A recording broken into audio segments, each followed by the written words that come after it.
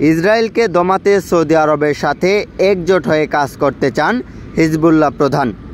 লেবাননে ইসরায়েলি আগ্রাসনের বিরুদ্ধে সৌদি আরবকে সাথে নিয়ে একজোট হয়ে কাজ করতে দেশটিকে আহ্বান জানিয়েছে হিজবুল্লাহ প্রধান নাঈম কাশেম। শুক্রবার 19 সেপ্টেম্বর লেবাননের দক্ষিণাঞ্চলে হিজবুল্লাহর অবকাঠামো লক্ষ্য করে হামলা চালালে এমন মন্তব্য করেন সশস্ত্র সংগঠনটির প্রধান। তিনি বলেন, হিজবুল্লাহর প্রতি যে কোনো চাপ ইসরায়েলকে সুবিধা দেয়।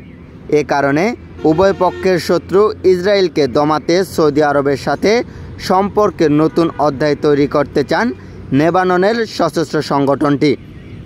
তিনটি মূলধারার ওপর ভিত্তি করে এ সম্পর্ক গড়তে চান হিজবুল্লাহর প্রধান।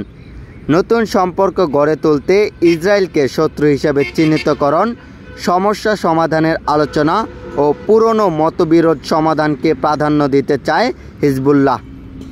ইরান সমর্থিত সশস্ত্র সংগঠনটির প্রধান জানান, পৃথিবীর অন্য কোনো রাষ্ট্র নয়, বরং ইসরায়েলকেই একমাত্র শত্রু মনে করে হিজবুল্লাহ।